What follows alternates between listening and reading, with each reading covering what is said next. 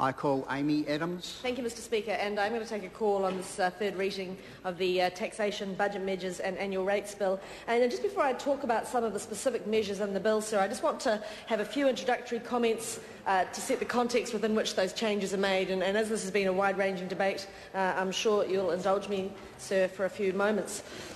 I think where you've got to start with the stuff is to say that anybody can stand here and talk about perfect world scenarios. It's very easy to stand here and say, well, this should be happening and we could do this and wouldn't it be great if we could do that? But the reality is that the last few years have presented an unprecedented set of challenges. Economic challenges, personal challenges, social challenges that this government has had to deal with. And what that has meant is that we have to make changes to the way things have been if we're going to get this country back on a path to sustainable growth. So if we're starting from a position of saying, well, look, everything's good, let's just carry on and keep spending money, we're not accepting the fact that we have to do things differently to deal with what has gone before to get this country on a path back to growth. Now, what this budget does, sir, is actually chart a remarkable turnaround from a record deficit of over $16 billion to turning that round to almost balance in 3 years, and in the year following that, a surplus, sir, of $1.3 billion. A turnaround in those 4 years of nearly $18 billion. That, sir, is a stunning achievement, and it is an absolute prerequisite. That is an absolute prerequisite to getting this country into a sustainable, strong, prosperous position that it deserves to be in. Now, Mr Burns was right about one thing in his contribution. A big part of getting that right is about controlling debt. We're not making any excuses about that. We have to get on top of this debt. If we're going to keep borrowing and borrowing and borrowing, we're never going to get back to the position of surplus, sir, which means choices, which means the ability to withstand the sort of shocks we've had in the last few years. So we have to control debt. We're borrowing at the moment $380 million every single week. With the changes in this budget, sir, we can get that down next year to $100 million a week. That is absolutely critical to getting this right. So yes, we are making changes, and yes, those changes do take money out of the government spend. That is a good thing. It's a good thing because it's what's needed right now in this climate with the issues that we're facing right now. So I want to have a look now then at some of the specific changes that this bill does deliver. And this bill delivers them around KiwiSaver, and it delivers them around working for families. So let's just have a look at those, because look, the debate, I've sat here all day today, sir, and the debate has been wide-ranging, but few people have actually talked about the specifics of the changes and how small and gradual they are. So let's have a look at them. KiwiSaver costs this government $1.2 billion every year. That's what it costs. It's costing this government at the moment $1.2 billion in subsidies and tax breaks. That money comes from hard-working New Zealanders. What's worse, it's money that is adding to what has to be borrowed from overseas. That all has to be funded and paid for. So yes, we are reducing the tax credits to 50 cents in the dollar. We're keeping the Kickstart subsidy. And so that means we will still be committing $650 million as a government to KiwiSaver in the next year. That's a significant contribution. We're going to be committing $2.5 billion to KiwiSaver over the next 4 years. That, sir, is absolutely important to emphasise. We are committed to it. We are going to see it remain viable and successful, and all the projections tell us that it will continue to grow. But yes, we are reducing those tax credits to help pay the bills from the years that we've had. Let's have a look at working for families. What we're talking about there are gradual changes over 8 years. And let's get this on the record very clearly. 3/4 of families on working for families won't see a difference, and if they, in fact, sir, they may see more. 25% of families will see a reduction, and that reduction is an average of $4 a week. $4 a week. So from all the histrionics about gutting and slashing and burning and everything else, all the vitriol and the hyperbole we've seen, a quarter of working for families will notice a reduction gradually introduced over 8 years of an average of $4 a week. It's not a lot, sir, but it is an important step in getting this country back to surplus. We have to put that on the record. Let's have a look at student loans as well, because student loans, while it's not in this bill, is an important part of this. Here's a couple of interesting things. The cost of the student loans has gone up 50% in 5 years. 50%. $12 billion is outstanding in student loans, and of that money, the government collects an average of 55 cents in the dollar. Staggering, sir, to find out that 50 borrowers between them are responsible for $11 million in debt. We have to start asking the hard questions around these schemes. We can't put them in the sacred cow category. That's what this budget has done. It has done it in a balanced and responsible way. That is what this bill delivers on in respect of KiwiSaver and working for families, and Sarah, I'm very pleased to commend it to the House. Call John Boscawen. Thank you, Mr Speaker. I've been listening to this debate with a great deal of interest over the last hour or so, and I particularly wanted to comment on the contributions of Gareth Hughes, Shane O'Dean, David Cunliffe and more recently Brendan Burns. But Mr Speaker, let me start with Gareth Hughes. Mr Speaker, I always find it very interesting when members of this House refer to the pronouncements of the Human Rights Commission, and in particularly, sir, when members of the House come from both the Labour and the Green Party. Because, Mr Speaker, I have a real respect for the Human Rights Commission, and in particular its Chief Commissioner, Rosalind Noonan. And I do listen, Mr Speaker, to what the Human Rights Commission has to say, and I particularly listen, Mr Speaker, in view of the courage that Rosalind Noonan, Judy McGregor and Sylvia Bell had, sir, when they prepared the submission before the Electoral Finance Act, the Justice and Electoral Select Committee in the last Parliament, Mr Speaker.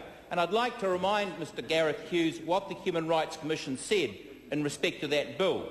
The Human Rights Commission said in respect to the Electoral Finance Act, the bill in its current form represents a dramatic assault on two fundamental human rights that New Zealanders cherish. Order. Freedom of expression. Order.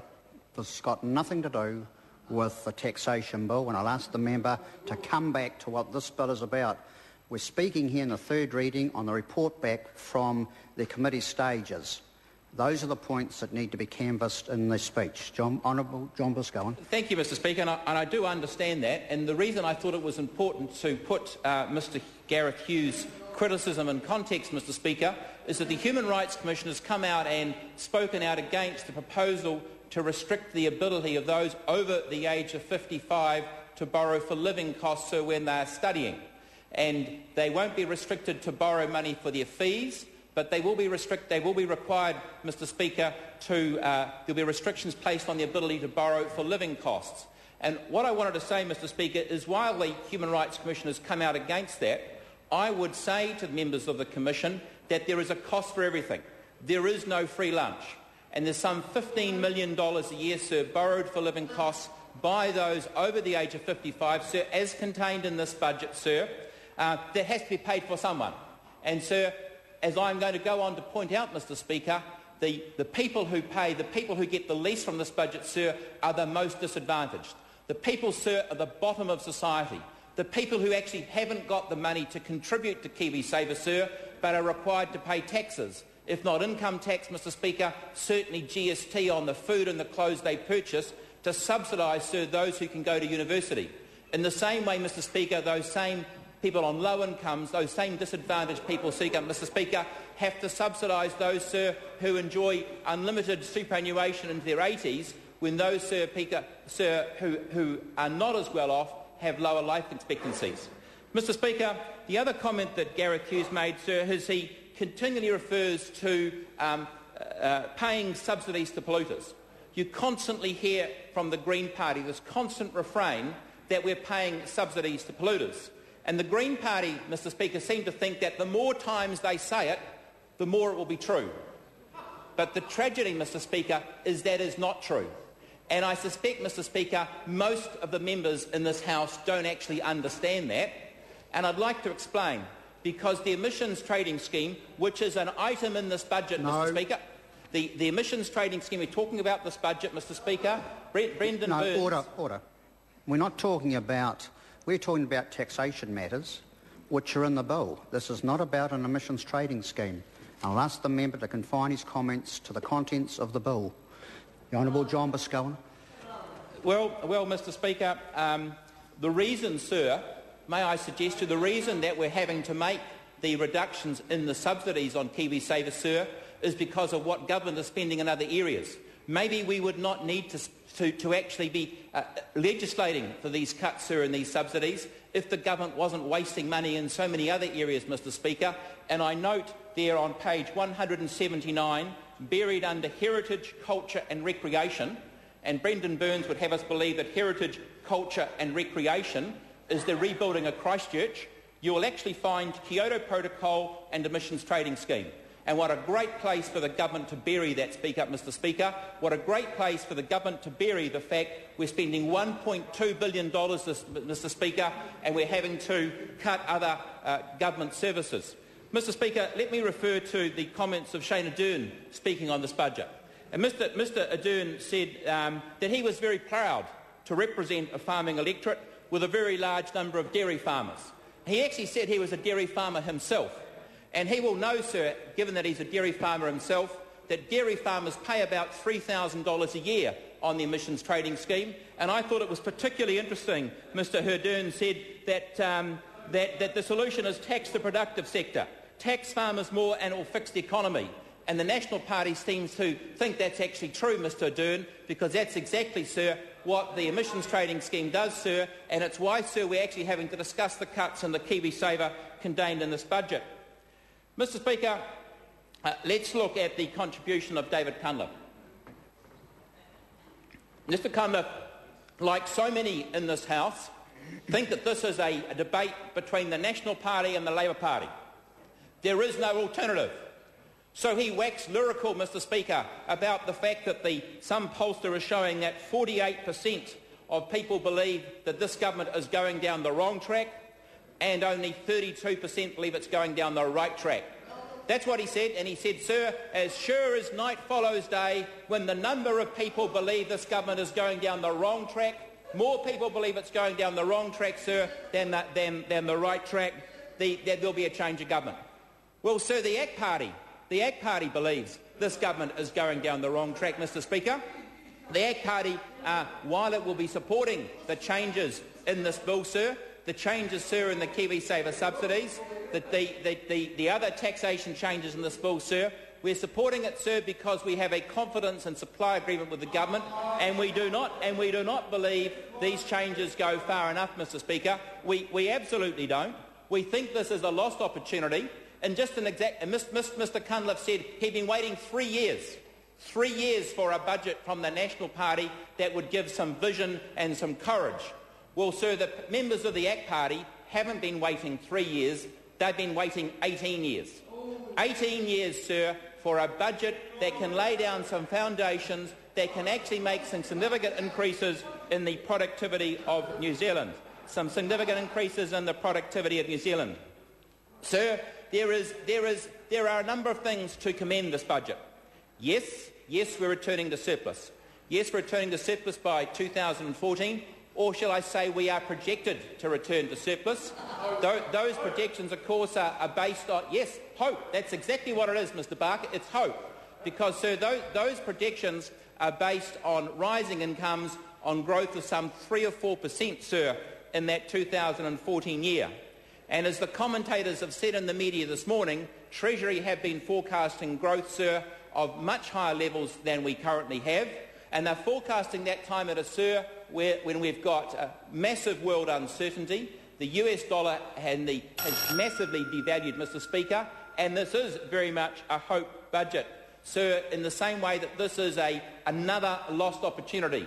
Another lost opportunity, just like the last 17 budgets that have been brought down by both Labour and national governments since the ACT Party was formed in 1994.